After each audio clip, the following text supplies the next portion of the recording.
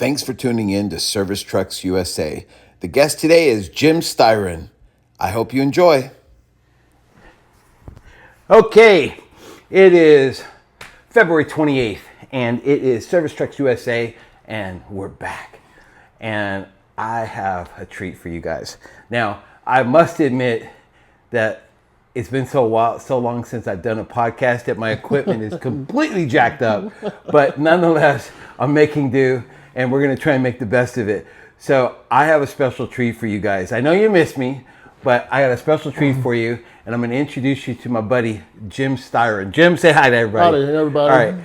So here's the deal. How did this come about? Well, let me take you on a 6-month journey since the last podcast. So what happened was, not too long after I broadcast the last podcast, I entered into a weird psychological state. And I entered a state of deep depression. I mean, it was jacked up.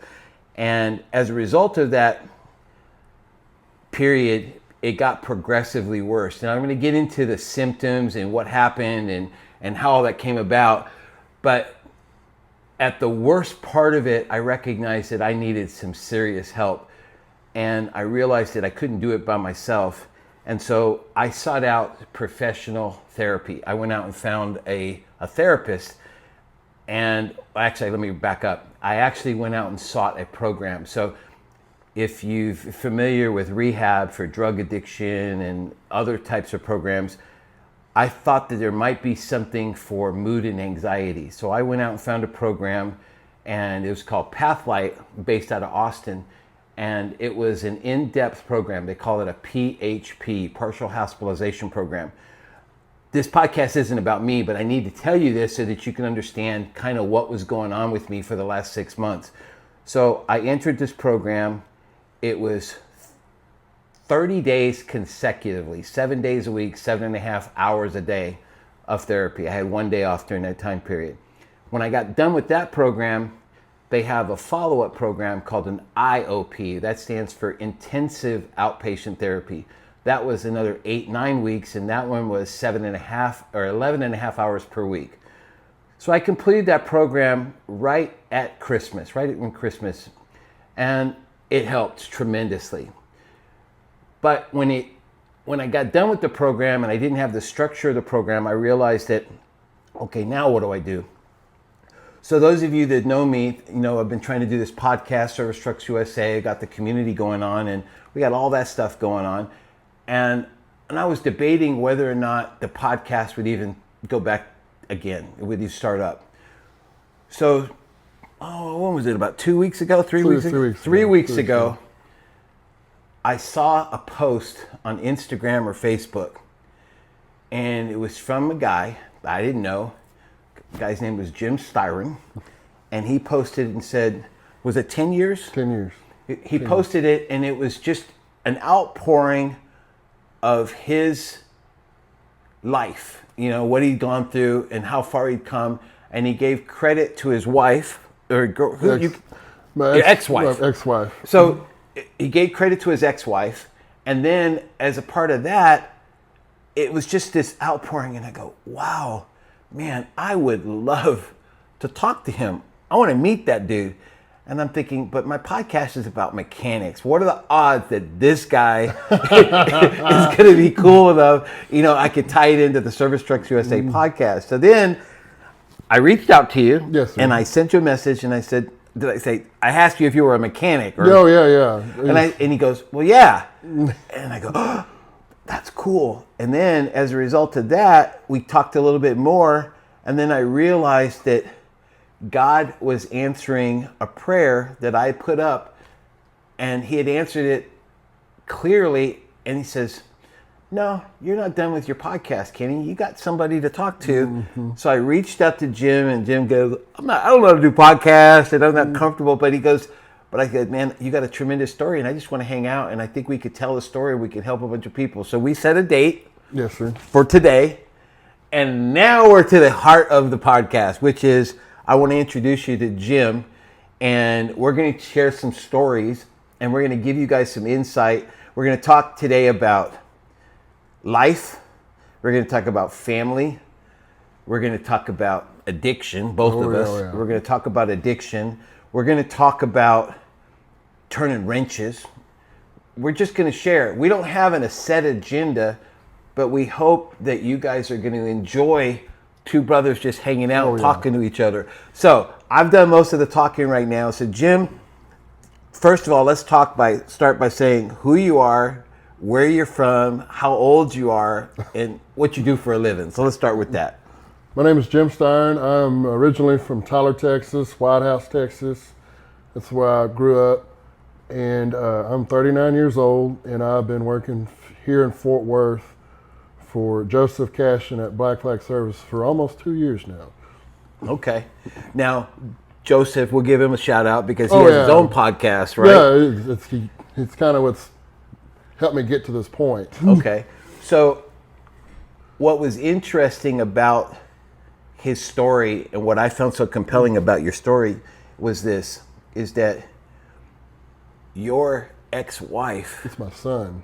it's the mother of your son. Mm-hmm. You have a 12-year-old son. Yeah, and he's one of the main reasons. He's like the number one reason. So what happened was she, on her own, just wrote something on your. Oh yeah, she wrote it. She wrote it on the comment. She wrote a testimonial. Yes. And dude, I've never seen anything. I've seen wives Yeah. do something like that. But what got me, what touched my heart, man, was the fact that she was acknowledging what you did and the effect that it had on your son. The two of you, the two share. And a lot of times there's bitterness and resentment and throwing sarcasm, but she gave you props, man. Oh yeah. And that was not easily earned. oh, I don't doubt it. I don't doubt it, bro. And that's what's so cool about your story is that, you know, a lot of guys want to get attention and they post stuff and I did this, I lost weight. But your story was just vulnerable, man. You just poured it straight out and you were coming from a place of sincerity that was so deep. But even then I wasn't trusting you. It was only when she made that comment and she gave you that stamp of endorsement and I go, I gotta meet Jim, man. I got to meet this dude. So as it turned out, you know, we're just getting to know each other, and now what I want to do is I want to talk a little bit about who Jim was, and let's talk about what happened with you from the start. So tell me this, when you started out as a kid, you're a big dude, so I'm assuming you're an athlete? No. You weren't much of an athlete? I played, but I was not far from it. Okay, so tell me a little bit about you, junior high school. What kind of guy are you like? What are you about, man? I was really like in a lot of heavy metal, and I had a lot of. How it really went is I went from a private school, and then I went straight into middle school. Okay. Never been in public school my entire life at that time, and I met a few guys. A lot of them I still talk to, about 4 or 5 of them. They're still, oh man, we've been friends since, goodness, 7th, 8th grade. Okay. And they're still in my life actively. Were they positive or negative? What positive. Were they? They were positive. Okay. There's a lot of negative, whatever, but you know, I was a friend of mine, his name's Lorenzo. That was the very first guy I met in White House. Okay. Ever. And we've been friends ever since, and we've just been like brothers. Okay. And then I met a guy named Blake, and then I met another guy named Randall, and we were friends more or less like the tripod. Okay. And Randall was in the football, Blake was in the football, and we all just and we also had a bunch of classes together. Okay. And then my friend Anthony, I had a few classes with him, more or less ag, welding and wood shop and stuff like that. And we built race cars together. Okay. You know, dirt race cars from late models to sprint cars to factory stocks, outlaw stocks. Is that where your aptitude started to show up? Is that kind of where you started tearing stuff apart and putting stuff together again? Anthony, where I had my accident, this is after we graduated, it's 2 years after I graduated. And when I had my accident when I was drinking and driving, and that's where Anthony and his dad and his mom gave me something to do. Okay. Well, we haven't told anybody about the drinking. We haven't talked about that yet. No. So what I want to do is I'm trying to paint a picture of what kind of kid you were. Oh. So were you a troublemaker? Did you get in trouble? Were you pretty good? Kind of skirting around the edge? I'm either one of the side. I'd get in fist fights, or I'd get swats when I was in ag class because I'd be dipping, or I wasn't say I was a great student. I barely graduated. Okay. I barely graduated high school. But, I tried to stay out of trouble, but I did get in trouble. I mean, I didn't do anything of note. Would you say it was pretty typical from the dude? So you're up in East Texas, right? Yes, sir. Northeast Texas. Northeast Texas, right on the Louisiana border, right around Tyler, Marshall, that whole area? Yes, sir. Okay, so I'm assuming that alcohol is part of the core. That's from the time you, 13, 14? When do you get introduced to it? I got introduced to it when I was about 16, 17. Were you smoking too? I started smoking when I was 17. Cigarettes or other stuff? Cigarettes and everything. Okay, but mainly cigarettes. Okay, but that was culture. It didn't make you a bad guy. That just made you pretty. That's how everybody was there, right? Oh yeah, everybody was like that. Okay, so now we graduate from high school. Now what are you doing? What's going on? I worked in the oil field for, I'd say, about 6 months or so. You roughnecking? What were you I was doing? roughnecking. Okay. And then I was doing that for a while until I went to UTI down in Houston. And now, when UTI was a thing, it was the only one in the country at the time. Before we talk about UTI, because not everybody that's listening to this podcast or watching it understands what working in the oil field is like. So what I want to do, I want to spend a couple minutes and I want to talk about what exactly are you doing as an 18, 19, 20-year-old in the oil field? What exactly does your day look like? I started working for Patterson UTI Drilling, and I started off in their yard, and we were sandblasting and painting mud tanks, substructures, derricks, mud pumps, whatever. And then I moved into the mechanic shop working on some of the stuff like mud pumps and drawworks. Did you already know how to do all that stuff? No, absolutely not. Did they train you? How did they teach you? It was trial by error. They sit there and go do this, and you're doing it wrong. But the oil field is notorious. They're hard guys to work with. It's not much different than being a mechanic. Okay. Starting to learn out. Okay, so you're doing that for a couple of years. You ain't making a whole lot of money, right? I did that for about 6 months. 6 months, okay. 6 months. And then I got onto the drilling rigs, and I started working on it as a foreman. Now, what's a drill rig? Drilling rig is what we're actually drilling hole in the earth. Okay. To actually extract natural gas and oil. In northeast Louisiana and northwest Louisiana is one of the biggest natural gas fields in the in the country. Okay. And at the time, the price for natural gas is way up. Okay. At one point we had more drilling rigs in East Texas and northwestern Louisiana than West Texas did. So back then, if you can breathe and you don't kill anybody, you can get a job. Oh yeah. Well, the application actually said on there, most applications, have you ever committed a felony or blah, blah, blah, blah, blah. No, it wasn't even on there. Name, address, can you pick up over 100 pounds repetitively? You're hired. Go through a 2-hour class, here's a rig locator, good luck. And they put that little safety thing for gas, right? Yeah. Okay. Well, that was before any of that. Oh, no. When I first started, you could have a beard, you could smoke on the drilling rig. This was before any of that. Oh my God. It was just not even a year or so later, then that's when all that was implemented. Okay. And this was before 14 and 14. This was 14 and 14 and 3, or they do just What's weird, 14? That's 14. So I'm saying 14 hours? 14 days on. 14 days on. And then you take 3 days off. But how it rotated is that you didn't have 4 crews like they do nowadays. You have a night and a day, and then you'll have a night and a day, and they'll swap. Okay. They'll swap every 14 days. Well, before that, there's only 3 crews.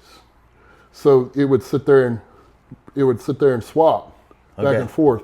So you work 14 days, and you take 2-3 days off. And then you come back, you work your 14, and then 2-3 days off. Dang. But we weren't driving all the way up to West Texas and back because it's right there. The oil's right there in East Right, Texas. it was just natural gas, so you'd only drive 45 minutes to an hour. Okay. So you could go home or you could stay because they did have a trailer on site. But you could go home if you wanted to. Oh yeah, you could go home. Okay, so that's your young life. You said a couple years after you graduated high school, you had an accident. It was October 27th of 2007, I had an accident. Okay, so let's talk about, did you drink a lot? Oh yeah. So would you consider yourself pretty much a drunk at that point? I was 5 times over the limit. 5 times over the limit. And so what happened? Let's talk about the accident. What happened? Okay, I was at the bar that night, and then when they finally did cut me off, they said that's enough. I left. I didn't make it a football field out of the parking lot. I was coming out. It was raining that night. When I came out of the parking lot, my truck, the ass end of it came out from underneath me, and I was going about 50, 60 mile an hour because I was acting stupid. And as I came out, I actually slid, and then I went into oncoming traffic, and I went in between 2 cars. Oh my God. Head on. And they were going about 45, 50 or so, but when I ran into them, I split them between. And then I spun around and I landed in a ditch in that truck. Completely totaled the truck. I broke my neck, ribs, collapsed both my lungs. I broke my neck in 3 spots, and then I broke my collarbone. Was anybody hurt in the other vehicles? Yes, they were. Not proud of it. The lady that was driving, it was one car, they were fine.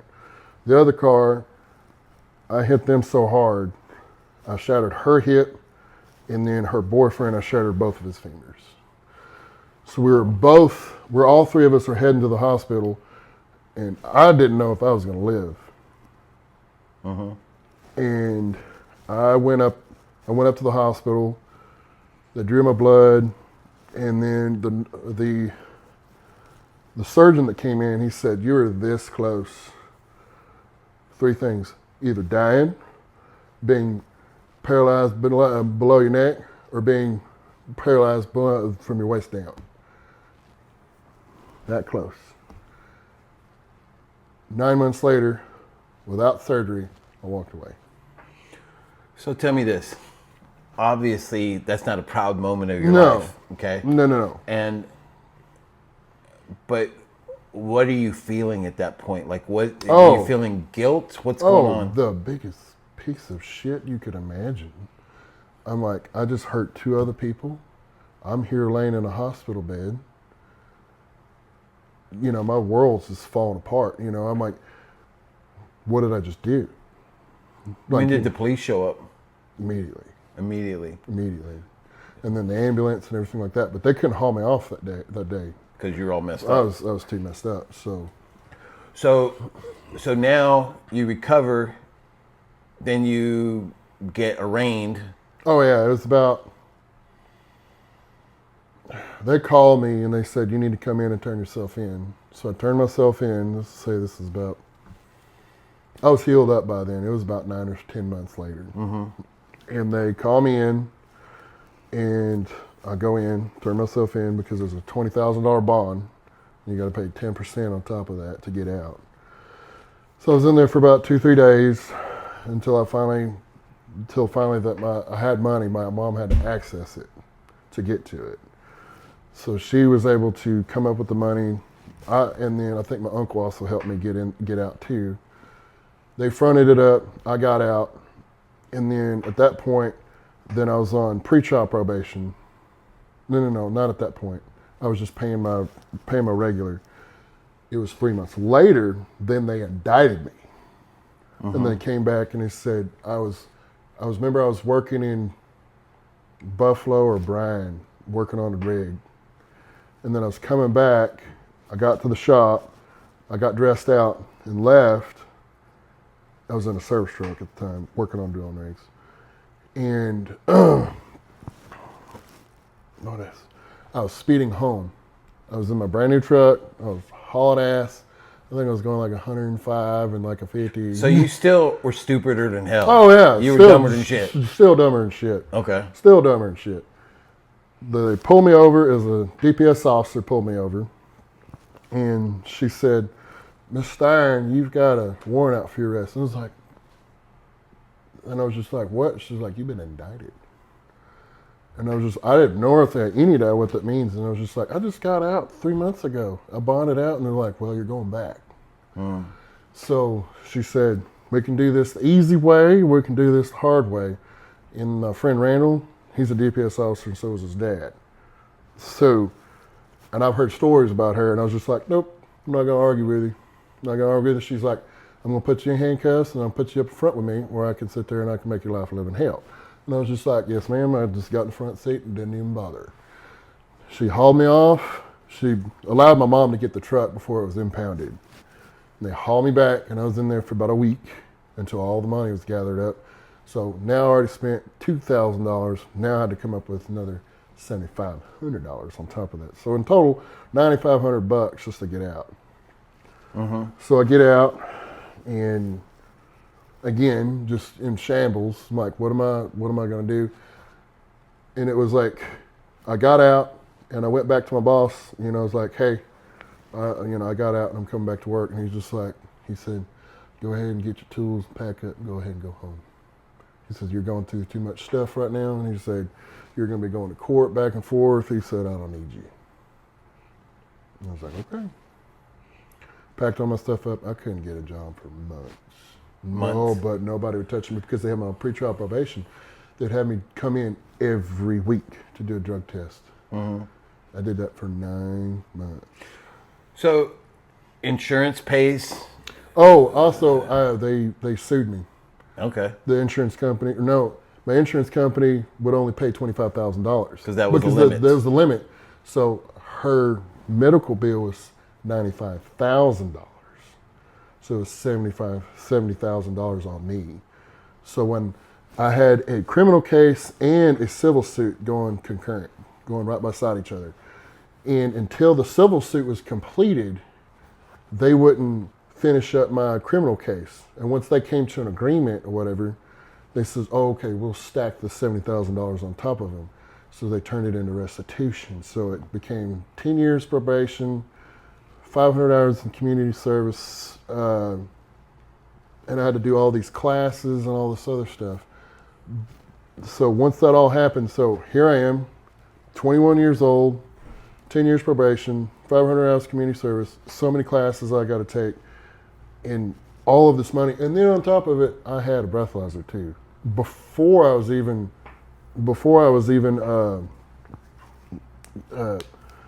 the judge, this is your sentence.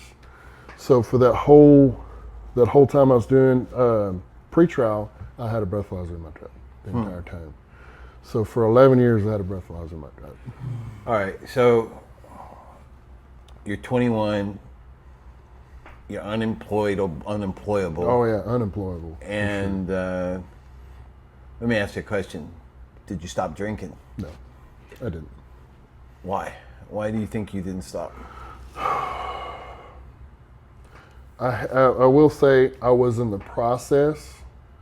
A guy from church, his name was Desi Davis. He's no longer with us. He died in a motorcycle accident. But he was my sponsor. But he was the one that... Did you join AA at that point? I did. Right away? Did they tell you to, or did you do it on your own? They told me, and then Desi said, "There's another way to live." So, but as an addict or an alcoholic, whatever, you sit there and you wrestle with it. Some guys, they can just get it right away, but they sit there and say they've never relapsed and lying. Yeah. They're lying. You at least relapse at least once. Yeah. I relapsed multiple times. But Desi's the one that kind of led me down the path that, hey, there's a different way. So it messed me up because you sit there and you think about drinking, but then it also makes you feel guilty. But so I did that back and forth. There would be moments where I would do 6 months or a year, and then I'd just fall right back. So I just did that back, forth. All right, so I'm going to give you a break just because I want everybody to understand that what you experienced is experienced by lots of people.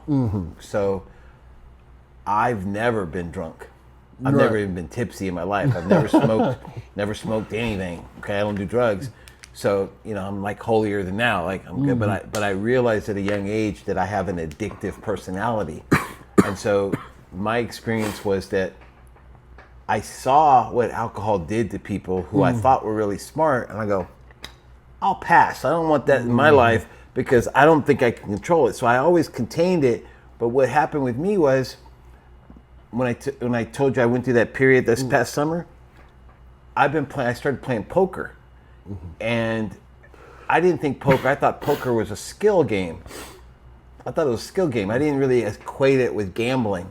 And so I started learning to play, and I've always played it, but I wasn't very good at it. So I play a little while and go home, and wouldn't play for another year. But now all of a sudden, I start treating it like a hobby. Like instead of golfing, I go play poker. And there's poker places everywhere in Texas. They're everywhere, right? Yes. And all of a sudden, I win. I get pretty good, and then next thing you know, I realize I can't stop. All I want to do is play poker, and thankfully, the psychological help I got, the kind of the rehab deal, helped me identify the causes, because that's what we learned. Like when you go through, you get rehab, go through AA, they teach you all the elements that are leading to the poor decisions. Am I right? Yes.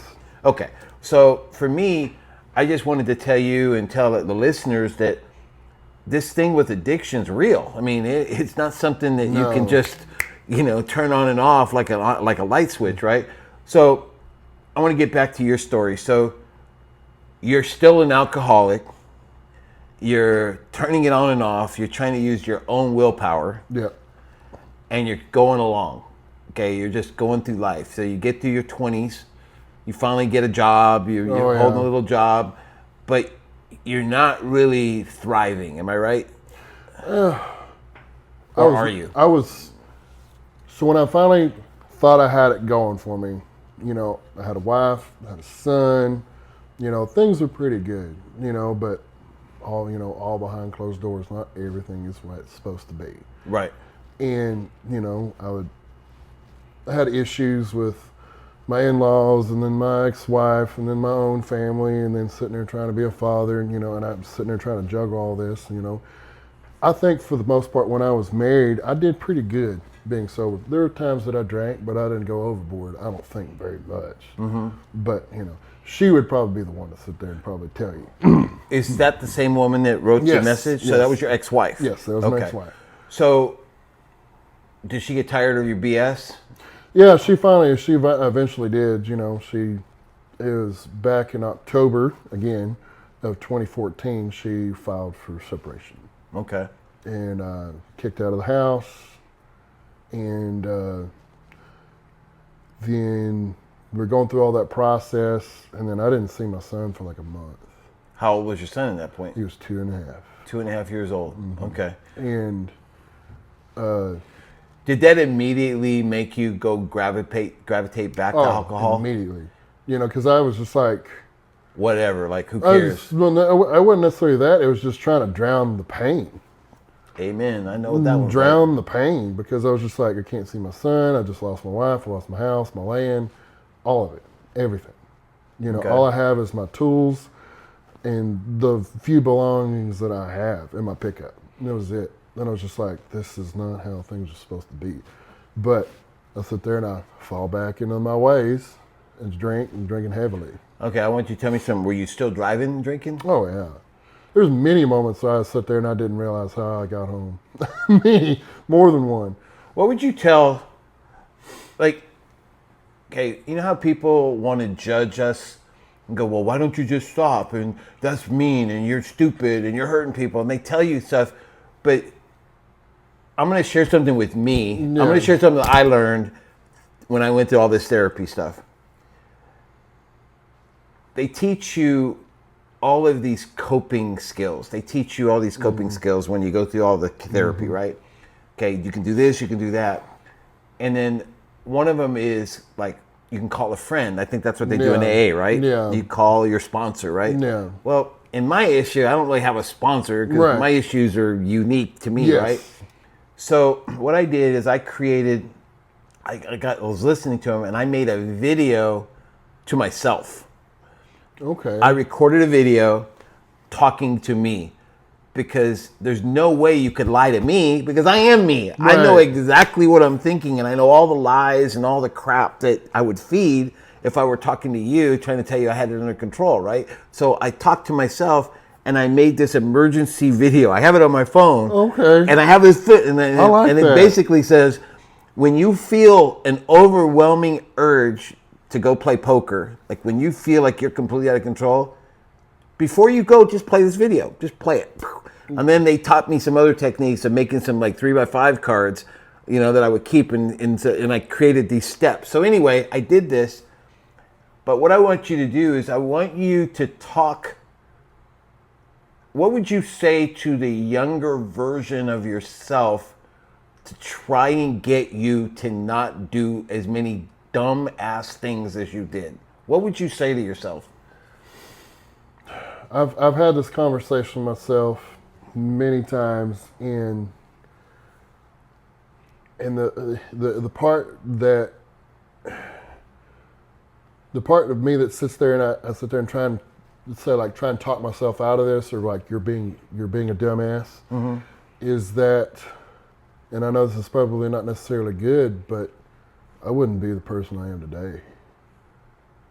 And then I wouldn't have, there's been a couple people I've helped, not many, but I mean, if I didn't have this testimony, then we wouldn't be here. So we're both Christians. Yes. So I can understand what you're saying. I get it, because even though I have this tape, and you remember you said, if they tell you they haven't, what do they call it? Not relapsed, or what's the word you used? Relapse. Okay. They lie. People say they haven't relapsed, they lie. I also, since I finished the program back at the end of December, there's been one episode where I played for like a long time, way longer than I should have, and I didn't watch my own tape. So to tell you that I got to fix is a lie. It's a constant struggle, and I had to recognize that I probably just can't play poker anymore, because for whatever reason, my brain associates it with a lack of impulse control. So I just had to say, you know what? I'm gonna have to trade that for something else. I just can't play it. And I think that's how you treat alcohol, right? You can't have a little bit. No. Because any bit is, for some people, that's the way we are. But here's what I was gonna say. I appreciate what you're saying about you wouldn't be the man you are. But let's say we could talk to somebody that hasn't quite screwed up. What would you tell that guy if you could try? Do you think it's possible that you could have been stopped? Do you think anything could have stopped you? No, because the night that I had that accident, I had a guy sitting there trying to talk me out of it, but he didn't physically stop me. So what he should have done is taken your damn keys. He should have, but it was years later, because years and years and years I blamed him. You could have stopped me. But later, I sat there and I was just like, I made that decision, regardless if I was out of my mind or not. I'm the one that made that decision. I've got to own up to it. It's funny you mention that, because I am convinced, I am absolutely convinced, if that accident didn't happen, one or two things would happen. I would be 6 feet under, or I'd be in prison. One of the two. Okay. So it's funny how the blame game, because my fiance, I wanted other people to tell me not to play poker. I wanted other people to, you want to shift the responsibility to somebody else. So, okay, I recognize that. So for those of you that are listening to this podcast, here's what I'm going to tell you, okay? Look, me and Jim are just hanging out, we're just talking, but the reality is that there is a better way. We both figured it out, and we haven't told you everything we've gone through. There is a better way.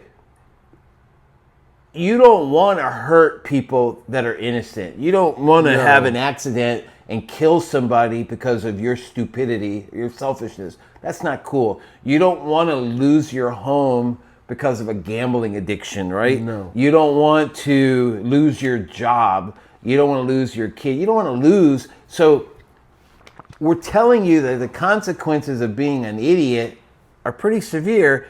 And we are both blessed. You know, God had extended us grace, but not everybody's going to be extended grace, and there's going to be adverse consequences for a lot of people. All right, let's fast forward a little bit. So you mentioned that it was because of your son. What's your son's name? My son, his name's Ryland. Ryland? Yes, sir. Okay, so how did Ryland affect Jim? What did Ryland do for Jim? Okay, backstory. So my dad passed away when I was 5. Okay. It was on Christmas Day in 1991. So he's been gone for 33 years as present day. Okay. Now, back in 2015, of February 7th of 2015, that is the last day I took a drink. Because the next Sunday, I had to kind of clean up because then I was going to go to probation. I had to sit there and be somewhat straight. And I've never been tested for alcohol, which they can, but they just never did me for many years. They just tested me for just the basic drugs, weed, cocaine, meth, all that. And it's just a typical drug test. When I go in, they call it an EGT. I can't remember, but it's an alcohol test. And you pee in a cup and they send it off to the lab. Well, usually what they do is I'll pee in a cup and they'll do the normal look at it, okay, you're good. Toss it in the toilet, throw it in the trash. All right, you can go ahead and go back to work. This time they sit there, they close it up, they seal it up, initial here, sign, date. And I was just like, what's this? Oh, we're sending it off. And I was just like, why? And they're like, we're getting it tested for alcohol. You know, and I've got to sit there and hold a straight face. You know, I was like, oh, okay. And as I'm walking out, I am just terrified. I mean, I just feel a sinking feeling in my stomach because this isn't the first time I've been busted. This hasn't been the second time. This will be my 3rd time to get busted. And the man that, if anybody knows from East Texas, his name was Jack Skeen Jr., was my judge. And he So you were on a absolute no alcohol deal. That was the condition of your 10-year probation. Yeah. Oh, yeah. You can't have any alcohol. No. And I've already got busted a second time. And then miraculously, the lady that I hit, she stood up in the courtroom and said, you send that boy to prison, I'm not going to get my money to pay my bills. So she saved my ass. Okay. I've never got to express my gratitude to her. But, you know. She's the one that made it possible for you to stay out of jail. Yeah, that I was still screwing up. But that 3rd time, I didn't eat for a week. All I had was with water. I was living with my mother at the time because divorce, all of that, you know, I didn't have anything to my name. And I just lost my job for Nomad Grilling. I just got laid off. And so life's just out of control. Right. And then I've got this sinking feeling in my stomach. And then all I could sit there and think to myself was my son. And the last time I was in court, when I got busted the second time, that judge said, the next time you screw up, it's 20 years flat. Period. That's 20 years. I know that's not a lot. But, it is a lot. But to some people, oh, it's not a lot. And you got these badasses that sit there and talk about it. You know, that they're professional criminals. Right. And my son's 2.5, 20 years. Let's just say by the time I go through all the court and everything like that, he'll be 23 by the time I get out. That's 2036. I would be in prison right now. Right. Would you want to have anything to do with me after that? Probably not. Okay. And that was my driving force to stop. Because I grew up without a dad to take me to car shows, to take me hunting, to Boy Scouts, to football games, to race cars, monster trucks, just sit there and have somebody to talk to. And I was just like, I'm going to be a real piece of shit if I don't get my shit together. Because my son needs me. And if I'm not here to help him along the way, then who is? and he's changed my life. And So tell me this: how did they not bust you when they sent you? I don't know. I don't care. It was a blessing in disguise, and also I went and did my own alcohol test that day, because that's what my bail bondsman taught me. If they ever sit there and try and pull you on something like that, go get your same test, do the exact same thing, so they can sit there and they can have something to argue with in court. So I went and did my own, and it came back negative. Okay. I don't know how, because they go back 80 hours, and it hasn't even been 72. Okay, so it's one thing to say you're going to clean up your act. It's one thing to say that you love your son and all that. How do you make that transition? How do you actually get to the point where you're not going to ever have any more alcohol? How do you do that? For me, and then AA was one of those things that AA helped, but the last time I was in an AA meeting or whatever, they told me I was selling drugs on the corner. They said I was sitting there drinking. They said I was still drinking heavy, which I was, but I was not selling drugs. They said they caught me selling drugs, so they kicked me out Of AA. of AA. Damn, dude. That's So bad. I have not been back ever since, and I don't care, whatever. I said, if they help you, that's great or whatever, but I don't care. Okay, so But the driving force for me to stop was literally from age 5 to age 28. I did not have a father, and there's many, many, many moments that I wish I had a dad. And I can't stress that enough, because that's a lot of the reason why I drank. So for me, my faith, when I went through all that therapy, they teach you all of these different techniques, you know, how your mind works. And it was fascinating. It was very, very educational what I went through. But the funny thing is after going through 12, 13 weeks of intense therapy, the conclusion was I needed Jesus. I mean, he had a major part of it. Don't get me lying. I know, but I'm just laughing after all of this psychotherapy. Oh, yeah. They're trying to get me to take drugs, you know, all this kind of stuff. Yeah. And it all came down, and I kept taking all these tests and doing all the things, and it came back, you need Jesus, son. And I thought that was funny. So let's talk a little bit about your faith, man. Where does your faith help you? How does that affect your overall day-to-day life? Well, I mean, there's a long time I fought it. And there's still days I fight it. Don't get me wrong. Don't sit there and tell you, you know, there's days that I feel great about, and there's days I don't feel too great about it. But my faith right now is that, man, I'll tell you, if it wasn't for my church family back home, I wouldn't be here. Why? What did they do for you? They did for me is they sat there and they held me in my moments where I was broken and I had nothing. That made me feel like a human being, you know. And that's where people get church mixed up, is that they think it's something that's perfect and everything like that. The people at my church that I grew up with, because my mom was single, and a lot of the people that I knew were divorcees or divorced men or widows or widowers, and those were the people that were real.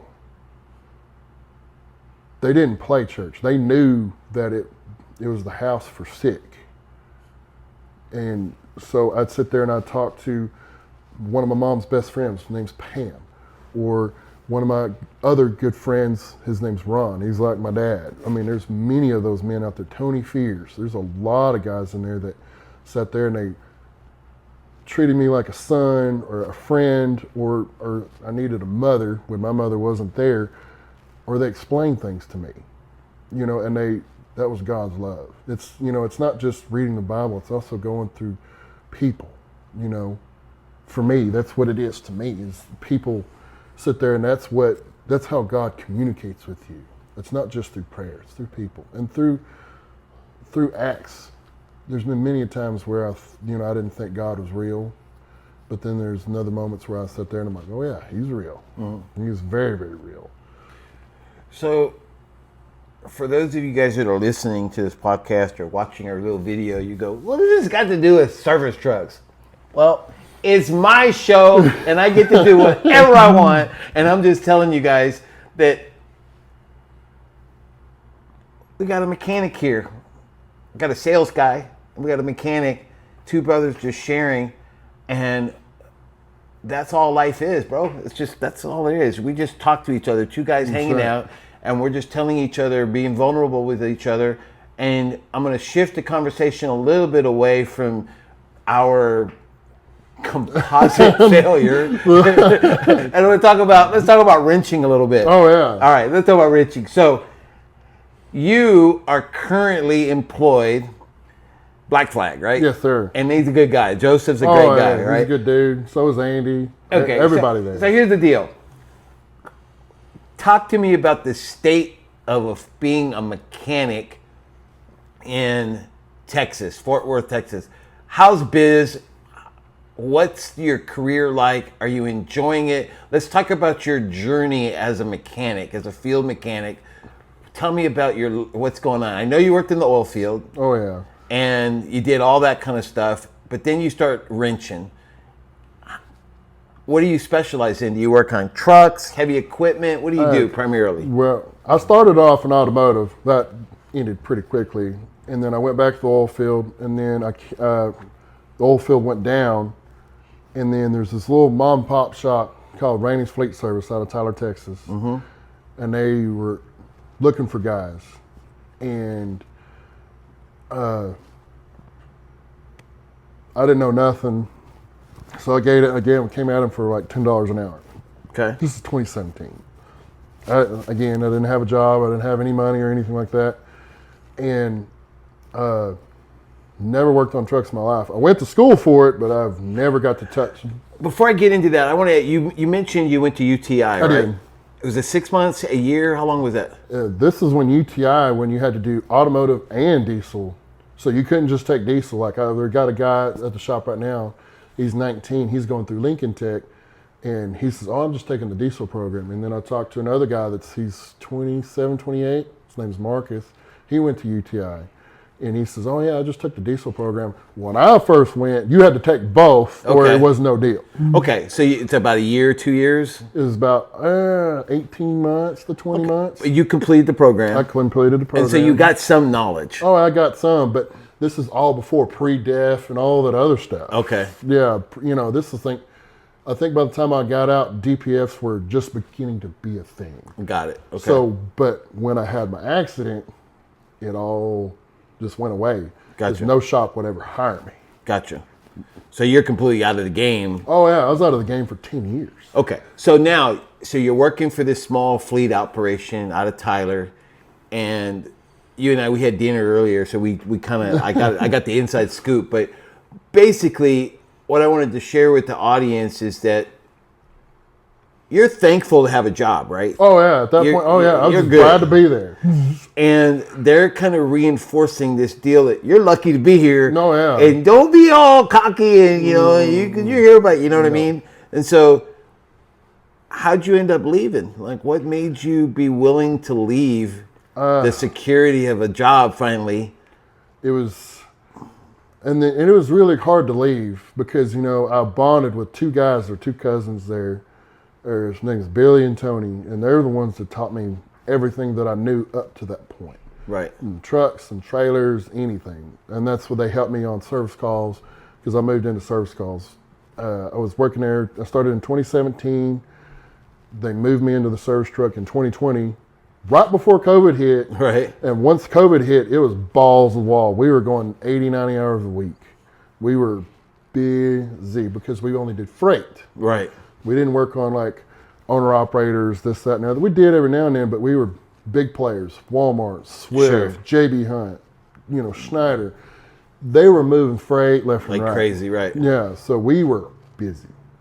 And that's how I got introduced into the truck. And then we also had UPS Freight and UPS Ground.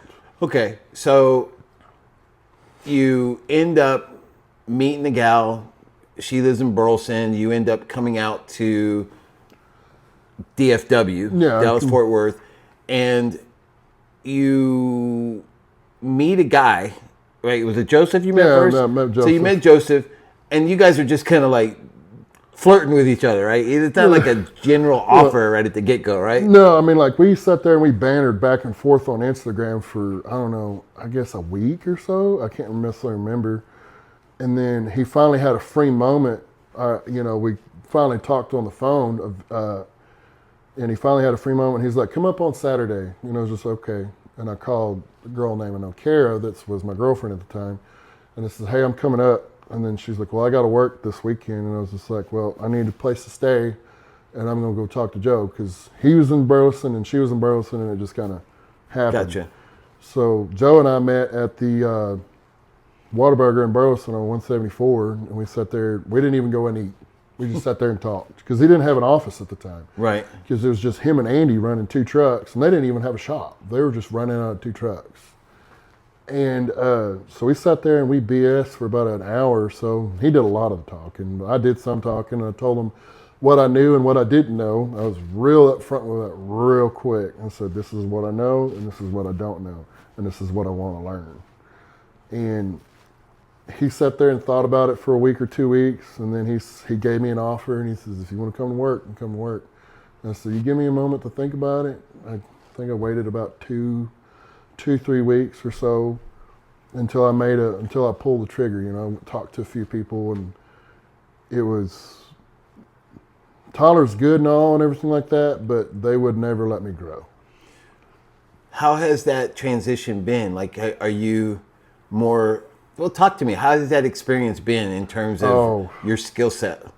My skill set as a mechanic, whatever, has grown exponentially. Joseph is, Joe and Andy are probably some of the best diagnosticians I've ever met, ever.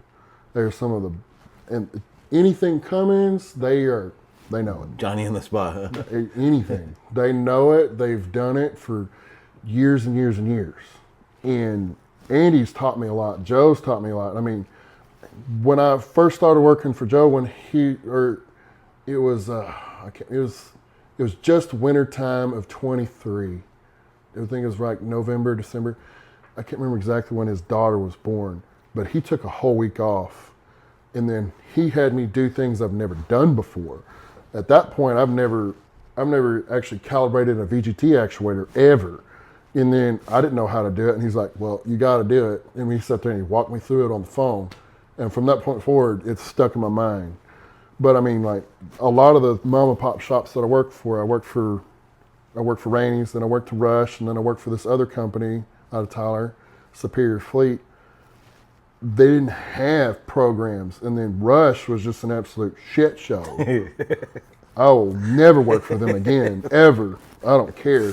But I never had any of those programs. So Joe and Andy, they've been still working with me, and I'm still learning every day when it comes to Davey and Insight and all of these programs that they have I've never even seen still.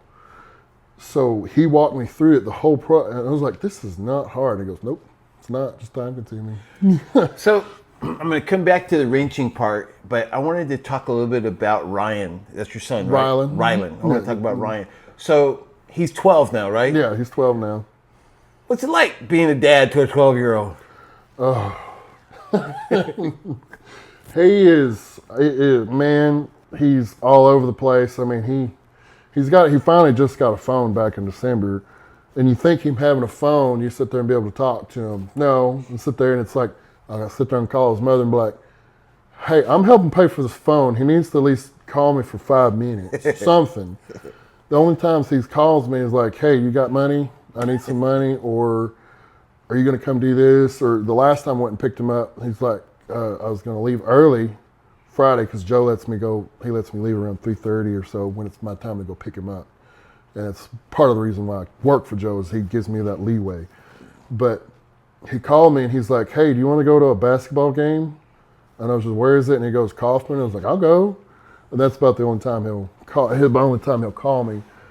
But I mean, he's so active. He's in everything, and he's so active. It's. I never thought, and he's so smart. Do you think he appreciates having you around? Yes. You think he genuinely appreciates it, or do you think he takes it for granted? There's sometimes I feel like he takes it for granted, but then there are times where I have to sit there and I have to pull him aside, because he sits there and sometimes he says, "You're not here," and I was just like, you're right. But I said, what I would do to have a 5-minute conversation with my dad, and he kind of goes, "Oh," and I was just like, okay. You see, the funny thing is, here's the cool part, is that he's going to appreciate it later. Eventually. He'll eventually get it. Eventually. But you know that you're making an imprint on him. You know you're making a difference, Oh, right? yeah. I mean, it's like this past summer, I finally had my very first vacation in over 10 years. And the only way that my son's troop in Boy Scouts was going to be able to go to this camp at Possum Kingdom Lake, which is called Camp Constantine, was that they have to have scout leader, and then they have to have a Chaperone or something. They have to have another scout leader, so there has to be 2 of us. And the only way that we're going to be able to go is if I went. And my vacation was coming up, and he was like, "Do you want to?" And they're like, "It's paid for, this, that, and the other. The only problem is you're going to stay in the tent." But I was just like, I'm going to go, and I'm going to have a good time. And I went, and the weather was really good. In the middle of June, 2024, the weather was really good. But that was the only way that they were going to go, and I got to spend 6 days with him. 6 days. And it's funny, when I look back at my life, if I count all the significant memories I had with my dad was there the whole time. It was when I was 12 years old. That was the time. He took me deep sea fishing, San Francisco Bay, and I remember being seasick and hating it, and then fish on, you gotta fish, and my seasickness went away. Yeah. And I ended up catching this 25-pound salmon and got the biggest salmon on the boat. And it was the most significant moment of my young life with my dad. So I think it's a blessing that you got a chance to do that. See, I think that God does things on purpose. I don't think things are happening by mistake. And I think that the whole idea behind, what you have gone through is to put you in a moment so that you intersected with me. Yeah. So that we could tell some guys the story and share this experience. And the summary is,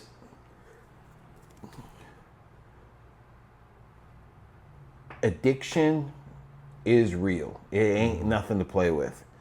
Number 2, get help. Yeah. Get help. Jim was blessed with a church and some people that didn't judge him, didn't condemn him. They just loved on him. And he had a sponsor. It didn't work out perfect, but at least he had something.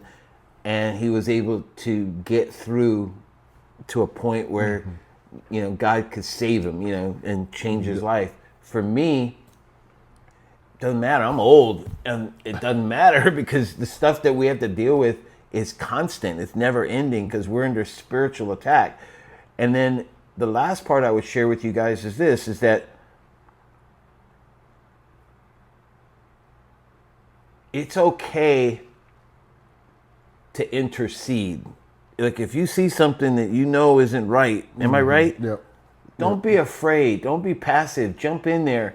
If I wasn't willing to take the rejection, I reached out to Jim. He could have told me no, But the fact that I stepped out there in faith, he's here, and now all you guys get to hang out with us, and you get to have this little moment of experiencing. So be fearless. Get out there and jump in. Wouldn't you say that? Yes. Now, I'm going to wrap this conversation up with the following. So, what's your plans in the future, bro? What you going to do? How's life going, and where do you think this thing is going to go? What do you have a plan right now? Right now, I mean, I'm really trying to work on getting some money together so I can move to Burleson. Right now I'm living in the HEB area, or mid-cities, which is about 35 minutes north of here. So you want to reduce the commute. And you mentioned you're looking to possibly buy a house, right? I want to buy a house, yes. So I'm going to lift that one up in prayer. Lord, help my brother Jim. We're going to laugh about this, but we're going to pray right now. Lord, help this young man find him a house, give him something that bless him with his testimony, the thing that we're doing right now. Lord, I pray that you will give him this house, and then we laugh about this a couple years from now. Because Kenny, you know what happened? And then we start talking. We'll do another follow-up podcast. Okay. What about work-wise? What's your goal in terms of, right now you're in the shop, right? Right now I'm in the shop. I mean, I'm happy being a tech, but I mean, eventually, I'd like to be either back in the truck or, I don't know if it'll ever happen or whatever, but, eventually maybe move in the office or, by chance, if it ever does come about, do my own thing. Well, all I can tell you is this, bro. I think that there's going to be a lot of guys, gals, folks, moms, wives, daughters that are going to be blessed and they're going to enjoy our little chat, because on the surface, it's a pretty bad story, right? It starts pretty tragic. It's horrible. And we both recognize that it could have ended a lot worse, right? Oh, yeah. But, the God we serve has this unique, uncanny ability to take broken people and mend them, because like you said at the very beginning, he ain't there to heal the healthy. He's here to heal the broken and the sick, right? That's right. That's what he said. And if I was paying attention, I'd quote you some verses, but right now I'm not on my game and I don't know my verses right now. But the bottom line is this, is that I am so thankful that you took a few minutes to hang out with me, and we get to share this little story.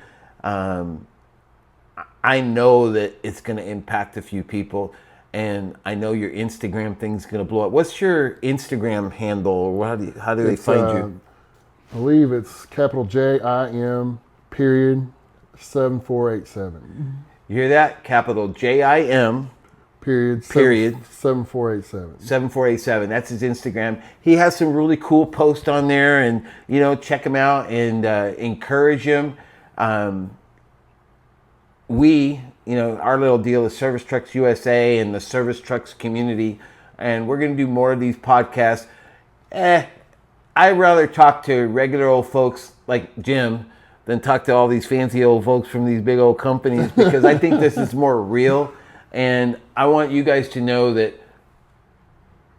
we're back. We're going to keep making these little podcasts. We're going to get better equipment once I figure out how it all works. I got good stuff. I just don't know how it works. Yeah. But, man, I can't tell you how much I appreciate you. I know it's late. We got a late start today, but I really enjoyed it, man. And I want to thank you for taking the time to hang out with us.